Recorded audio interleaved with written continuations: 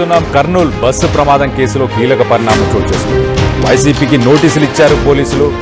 Party ప్రధాన కార్యదర్శి పూడి శ్రీహరికి నోటీసులు ఇచ్చారు.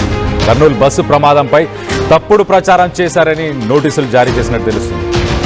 ఇప్పటికి వైసీపీకి సంబంధించిన వాళ్ళకి 27 మందికి పైగా కేసులు నమోదయ్యాయి. వాళ్ళపై తాజాగా పూడి శ్రీహరిని కూడా కేసులో చేర్చినట్టు పోలీసులు చెప్పుకొచ్చారు. సో మొత్తం మీద కర్నూలు ఇన్సిడెంట్పై వైసీపీకి సంబంధించి ఫాల్స్ ఎజెండా అనేది వాళ్ళు ముందుకు తీసుకెళ్లారని చెప్పేసి ఇటు పోలీసులు కేసు నమోదు చేయడం జరిగింది.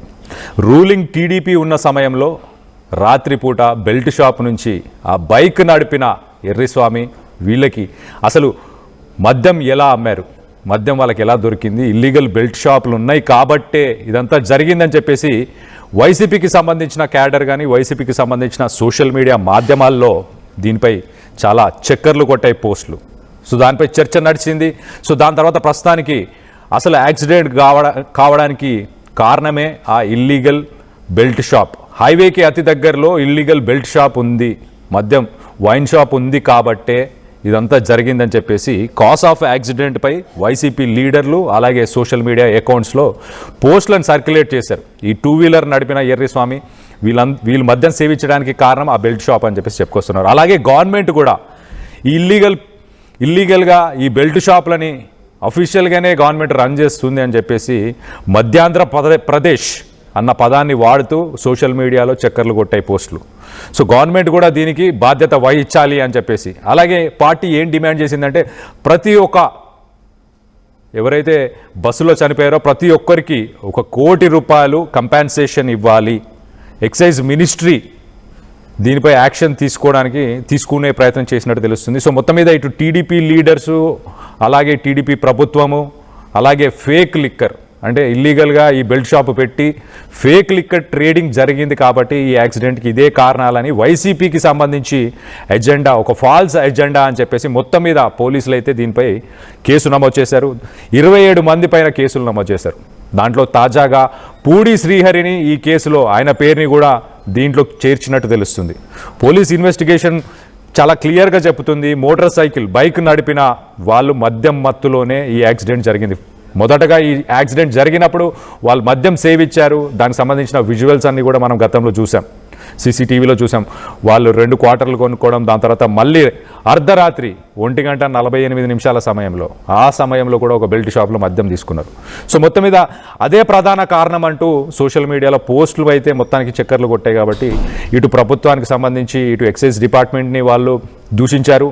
అలాగే ఇటు రూలింగ్ పార్టీలో రూలింగ్ గవర్నమెంట్ ఏదైతే ఉందో ఆ గవర్నమెంట్ని కూడా ఆ పార్టీని కూడా ఉద్దేశిస్తూ వైసీపీ వాళ్ళు ఇవన్నీ చేశారు కాబట్టి వాళ్ళపై కేసులు నమోదు చేస్తున్నామని చెప్పేసి పోలీసులు చెప్పుకొచ్చారు. So false news allegations, a complaint was filed by a local resident leading to the police booking 27 people including YSRCP spokesperson P శ్యామలపై కూడా కేసు అయింది. యాంకర్ శ్యామల 3-4 రోజుల కింద తనని ఇన్వెస్టిగేషన్కి కూడా పిలిచినట్టు తెలుసు.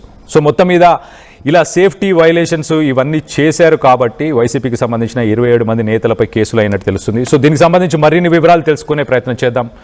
మా ఏపీ ఇన్పుట్ ఎడిటర్ కృష్ణమోహన్ ఉన్నారు, కృష్ణమోహన్తో మాట్లాడి తెలుసుకునే ప్రయత్నం చేద్దాం. కృష్ణమోహన్, చెప్పండి, 27 మందిపై కేసులు నమోదు చేశారు. ఈ 27 మందిలో ఎవరెవరు ఉన్నారు? వైసీపీకి సంబంధించి ప్రధానంగా ఎవరున్నారు? వాళ్ళ పేర్లు ఒకసారి చెప్పండి.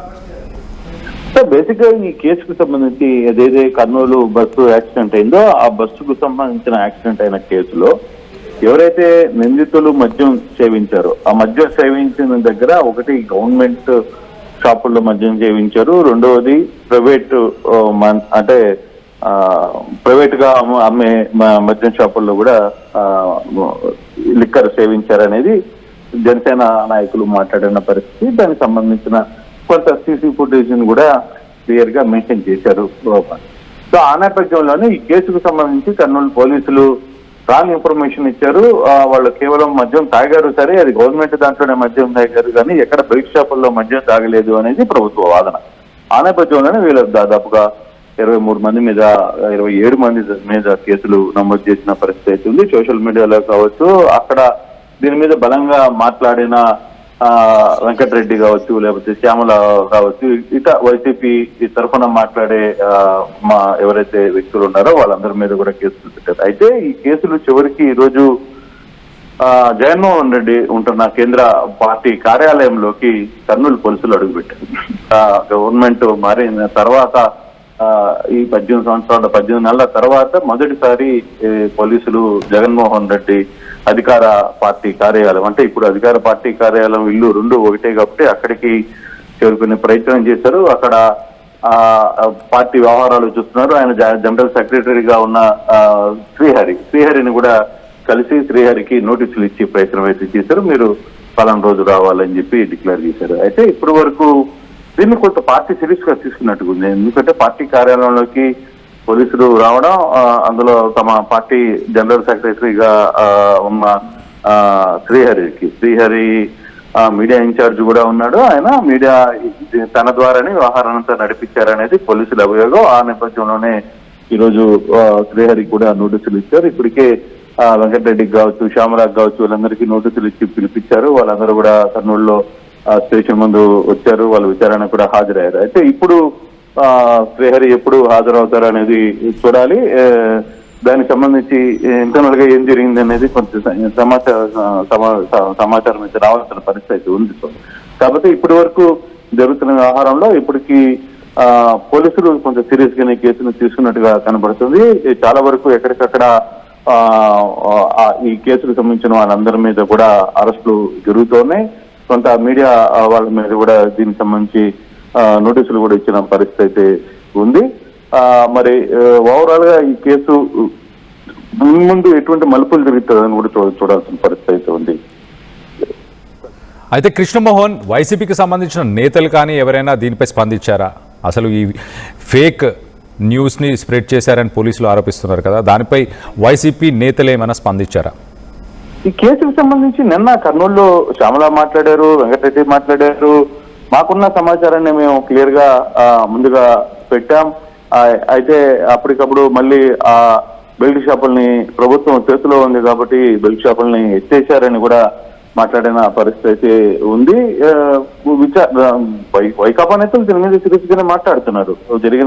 ఆ రోజు జరిగిన సంఘటన కారణం బెల్ట్ షాపులా లేకపోతే మద్యం గవర్నమెంట్, అంటే వాస్తవంగా అయితే ఆ రోజు మద్యం సేవించింది అనేది మాట వాస్తవం.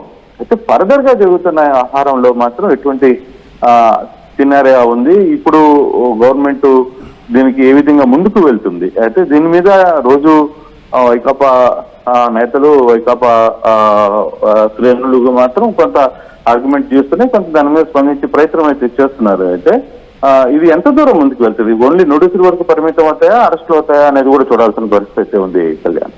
Right Krishnamohan, thanks for the latest update.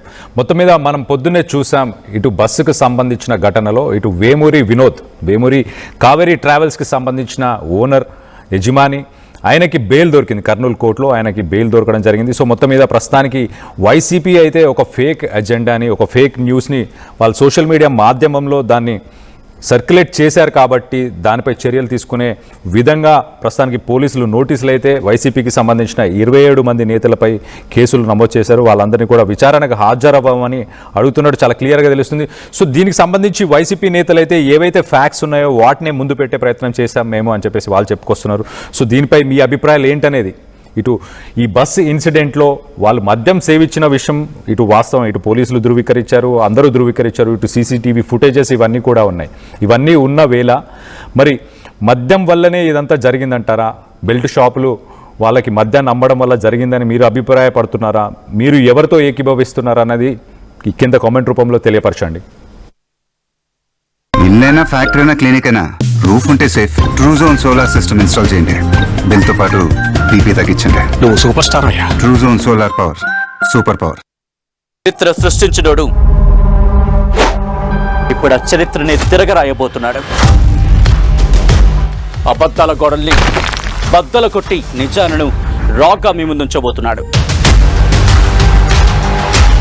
నిజమైన వార్తల కోసం వెంటనే డౌన్లోడ్ చేసుకోండి రా యాప్ని.